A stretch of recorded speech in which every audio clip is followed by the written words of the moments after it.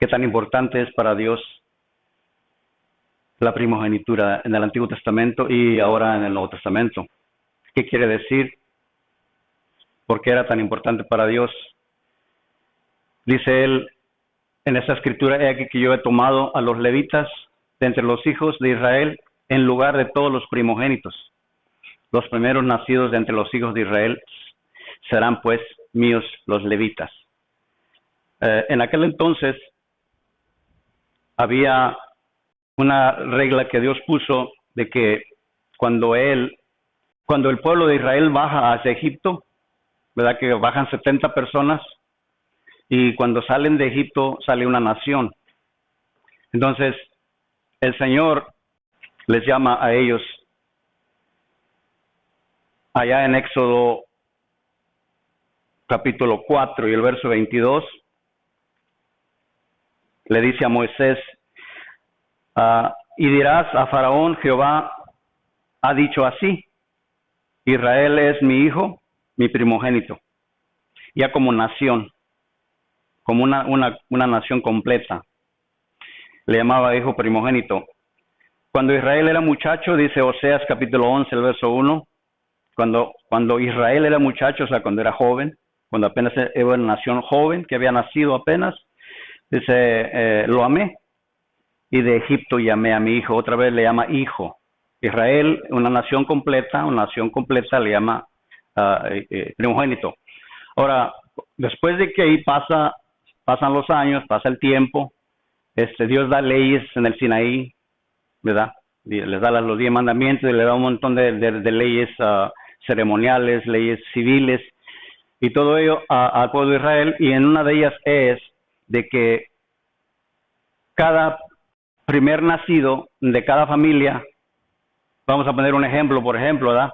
El primer nacido de cada familia, ¿verdad? Ese era el primogénito de esa familia, y sea consagrado a Dios. Dice él: ese es mío, y aquel es mío. O sea, todos los primeros nacidos del pueblo de Israel eran de Dios, pero le llaman mis primogénitos. Entonces el tiempo pasa y Dios cambia las reglas en Números 3:12, por la razón de que ustedes se acordarán cuando hubo el becerro de oro, ¿verdad? Entonces ese incidente cambió todas las cosas, porque la escritura dice que en el mes tercero de la salida de los hijos de Israel de la tierra de Egipto, en el mismo día llegaron al Sinaí, y habiendo salido de Refidim llegaron al desierto de Sinaí y acamparon en el desierto, y acampó ahí Israel de delante del monte. Y Moisés subió a Dios, y Jehová lo llamó desde el monte, diciendo: así dirás a la casa de Jacob, anunciarás a los hijos de Israel: vosotros visteis lo que hice a los egipcios, y cómo los maté, cómo los tomé a ustedes con alas de águila, y los he traído hasta mí. Ahora pues, si habéis oído y guardaréis mi pacto, vosotros seréis mi especial tesoro sobre todos los pueblos, porque mía es toda la tierra. Hasta ese punto todavía Dios tenía en mente a cada primer nacido de cada familia como primogénito. Por medio de ese primogénito Dios bendecía a esa familia. Por medio del otro primogénito Él bendecía a toda la familia. Era la bendición sobre la cabeza de esa familia. En otras palabras, cada israelita que tenía un primer nacido era bendecido a la familia por causa de él. Esa era la idea de Dios. Pero ustedes miren que aquí cambia todo, ¿verdad? Allí cambia todo por ese incidente del becerro de oro. Ahora, fíjese bien lo que sucede. Y dice él en Éxodo 19, del verso 1 al 6, y vosotros me seréis un reino de sacerdotes. En otras palabras, estaba hablando ya de aquellos primogénitos de cada familia. Ahí le estaba llamando ya, porque ese primogénito representaba a su familia, obviamente, a su casa. Entonces, por eso dice: ustedes me serán un reino de sacerdotes y gente santa. Esa es la idea de Dios. Pero después sigue diciendo el Señor, se puso Moisés a la puerta del campamento y dijo, después del incidente del becerro de oro, esto es lo que pasó: ¿quién está por Jehová? Júntese conmigo. Y se juntaron todos los hijos de Leví. Ahí está la razón por la cual él escoge a Leví.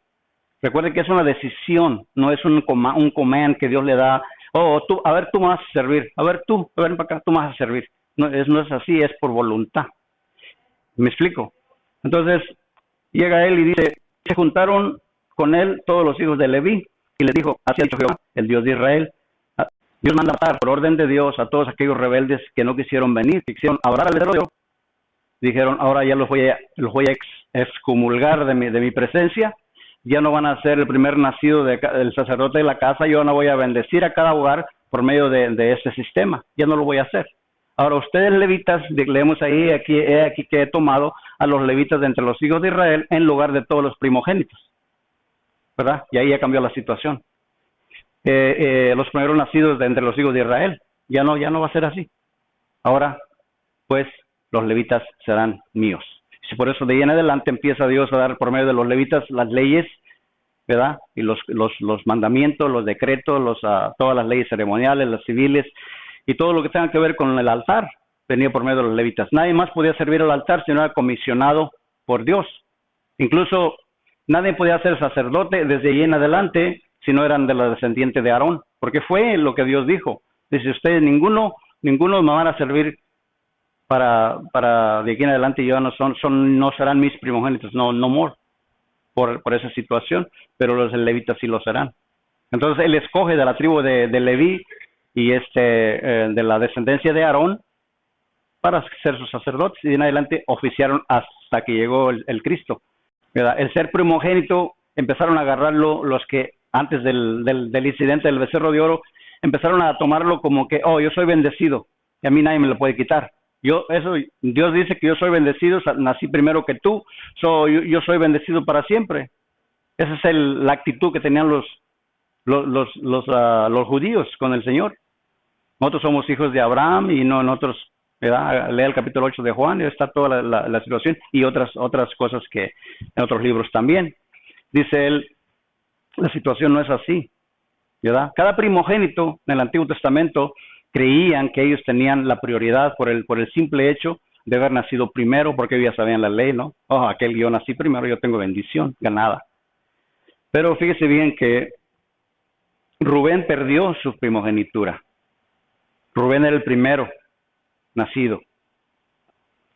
Los hijos de Rubén, primogénito de Israel, porque él era primogénito, mas como violó el hecho de su padre, los derechos de primogenitura fueron dados a los hijos de José, hijo de Israel, y no fue contado por primogénito. No fue contado. ¿Dónde quedó ahí qué cara le quedó a Rubén cuando dijo el Señor, ya no vas a ser tú mi primogénito, no more, porque la regaste, porque hiciste algo indebido, y no porque eres primogénito, no porque tienes el derecho a las primogénituras, vas a tener derecho a las bendiciones. No way.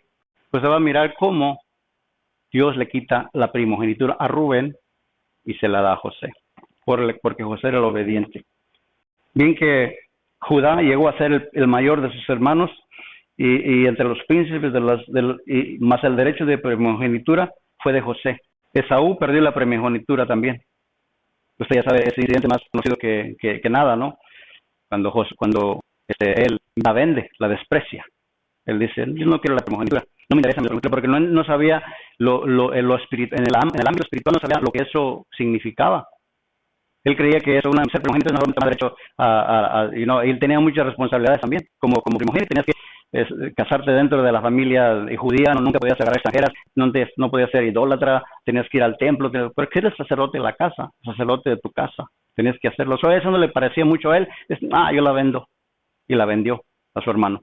¿Qué es lo que pasó con Esaú? Exactamente también, la despreció. No sea que haya, dice, está no apunté la nota, pero está en Santiago. No sé que haya algún fornicario o profano como Esaú, que por una sola comida vendió su primogenitura, porque ya sabéis que después, deseando heredar la bendición, fue desechado y no hubo oportunidad para el arrepentimiento, aunque la procuró con lágrimas. Eso era Esaú. Ya después se dio cuenta, ¿no? Dijo, ya la regué. Porque ahorita todas las bendiciones, la hermana que está enseñando ahorita sobre las tribus, serían las tribus de los hijos de Esaú. Ellos serían los hijos, de hubieran nacido las 12 tribus. Pero lamentablemente no fue así. Solo porque desobedeció. Dice Dios, quítate de aquí, vende tú, el más chiquillo, tú, vente para acá. Y él la deseaba. Usted lea el libro de donde está esa escritura. Él la deseaba. Yo quisiera esa la primogenitura. Yo quisiera haber nacido primero. Yo quisiera servir a Dios. Yo quisiera esto. Yo quisiera aquello. Y dice él, a mí no me importa eso. Y un día le agarró la palabra, ¿verdad? Y dice, te la compro. Y venía hambriento como si nada de cazar a venados o lo que sea. Y dice, hey, ¿me das algo de tu comida? Sí, pero es a cambio de tu primogenitura, ¿la quieres vender? Sí, hombre, acabo que fírmale aquí. Pum, pum, la vendió, se la dio por un plato de comida. ¿Ve? No le importó. Ahora, toda esa cosa ya lo sabemos, ¿verdad? Son historias que seguido oímos, pero qué importante es la primogenitura para Dios. Aquí, como vemos aquí, es muy importante.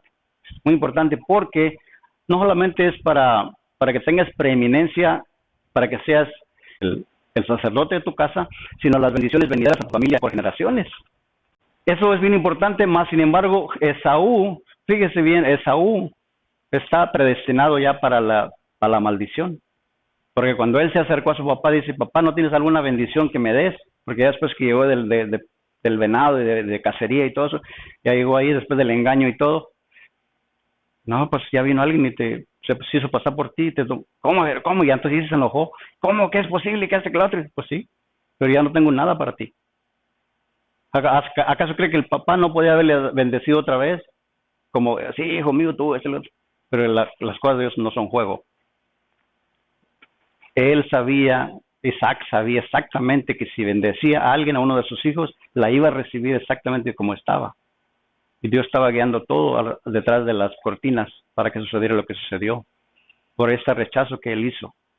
Porque él sabía en su corazón que no quería nada con Dios. Dice, está bien, no hay problema. Voy a preparar esta escena para que suceda así. Y le vendieron lo engañaron, lo que sea, y le quitaron la primogenitura. De ahí en adelante, Jacob fue el preeminente, fue el sacerdote de esa generación. Y de ellos salieron las 12 tribus de Israel. Y de esas 12 tribus de Israel, Dios llenó el mundo. Y dio bendiciones primordiales a dos de ellas, que viene siendo Judá y viene siendo José. Bendición espiritual y bendición material. Ahora, ¿en dónde caemos nosotros en todo esto? ¿Dónde caemos nosotros? ¿Cómo nos bendice Dios con esto tipo de la primogenitura? ¿Todavía es aplicable la primogenitura? Yo digo que sí es, pero en otro sentido, y te lo voy a explicar por qué. Jesucristo, dice la Escritura que Él es el primogénito de los muertos. Y recordemos que cuando Cristo vino, si Él no hubiera muerto, lo dice bien claro Corintios 15, si Él no hubiera muerto, nuestra fe es vana, ¿verdad? Es lo mismo que Mahoma, es lo mismo que Buda, es lo mismo que cualquier otra persona, buena gente que nació y que vino y se murió y nunca jamás resucitó. El que nos hace a nosotros tener superioridad sobre los demás es porque Cristo resucitó. Y nos dio con Él primogenitura, porque Él es el primogénito de los muertos. Él nos dio la primogenitura. Ahora quiere decir que cada uno de nosotros, miles y millones de gente que hay en el mundo, son primogénitos de Dios. ¿No le da gusto? Que somos primogénitos de Dios. Vamos a leer la Escritura para que no. Los que antes conoció también los predestinó para que fuesen hechos conforme a la imagen de su Hijo, para que en Él sea el primogénito entre muchos hermanos, Jesucristo. Una vez más, cuando introduce al mundo a su Hijo, le dice primogénito, ¿verdad? Aquí está hablando de Cristo Jesús. Ahora, fíjese, ¿dónde caemos nosotros? El libro de Hebreos, en el capítulo 12, a la congregación de los primogénitos que están inscritos en los cielos, al Dios juez y a todos los espíritus de los justos hechos perfectos. ¿Ok? Esta escritura nos está diciendo a nosotros que cada uno de nosotros somos primogénitos en Cristo Jesús. porque Él es el primogénito de los muertos, fue el primero que resucitó, fue el primero que agarró la bendición, Él es el primogénito de los muertos, el primero en resucitar. Él agarra una bendición especial del Padre, Él lo escoge a Cristo y dice: todo aquel que cree en Él es mi hijo. ¿Se acuerda de Juan 1:12? ¿Verdad? Todos los que en Él creen tienen la potestad de ser hechos hijos. Hebreo nos está diciendo aquí la congregación de los primogénitos. Son todos aquellos que fueron hechos perfectos. Son aquellos que después de que Cristo vino y creyeron en Él y han muerto en Cristo, están inscritos en el libro de la vida, y todos aquellos que nosotros estamos aquí, que un día muramos, estamos inscritos en el libro de la vida, y ese es cuando Dios nos va a dar un nombre nuevo.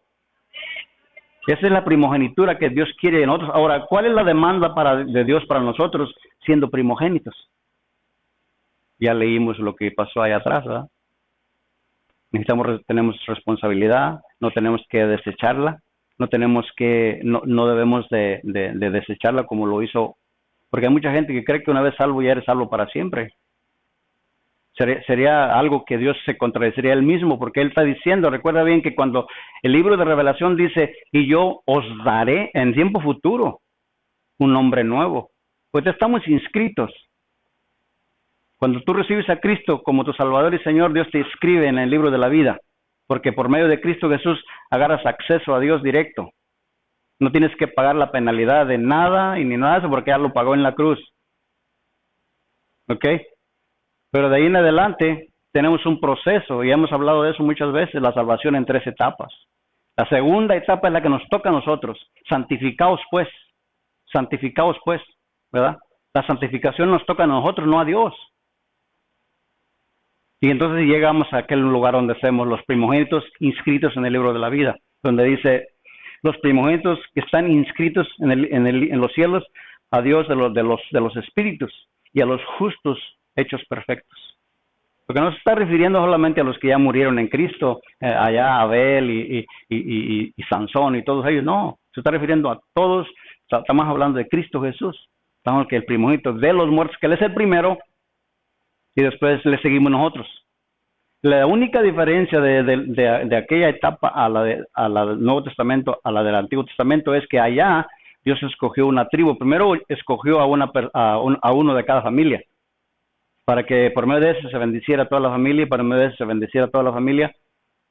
Pero después le fallaron, entonces dice: ahora voy a escoger una tribu nada más, para que por medio de esos yo bendecir a ellos, y ellos repartan la bendición a todo el pueblo. Por eso es que venían con su animalito y lo degollaban, y por medio de ese acto ya la familia era cubierta por ese día. Llegaba otro día y tienen que hacer lo mismo y cubierto de nuevo. O sea, ellos eran sacerdotes que tenían que oficiar eso para poder ser aceptos delante de Dios. Llega Jesucristo, el primogénito de los muertos, muere, se va, creemos en Él y venimos a ser tú y yo los primogénitos. Primogénitos. Qué bendición de poder ser primogénito de Dios. Tenemos quiere decir que tenemos las bendiciones. Somos el sacerdocio de la casa. Somos todo aquel que tiene en Cristo Jesús en su corazón. Eres primogénito, tienes las bendiciones en tu cabeza, en tu familia, en tu casa, en todo donde quiera que tú vas. Eso es lo que Dios dice en su palabra. Esto no se queda ahí. Cuando la Escritura sigue leyendo, dice, después que dice que a los justos hechos perfectos, y sigue diciendo el 24, a Jesús, el mediador de un nuevo pacto, a la sangre rociada que habla mejor que la de Abel, mirad que no desechéis al que habla. Porque si no ocuparon aquellos que desecharon a los que amonestaba en la tierra, mucho menos nosotros si desechamos al que amonesta desde los cielos. La voz del cual conmovió entonces la tierra, pero ahora ha prometido diciendo: a una vez y conmoveré no solamente la tierra, sino también el cielo. Y esta frase, aún una vez, indica que la remoción de las cosas móviles como cosas hechas para que queden las inconmovibles, que vienen siendo las espirituales.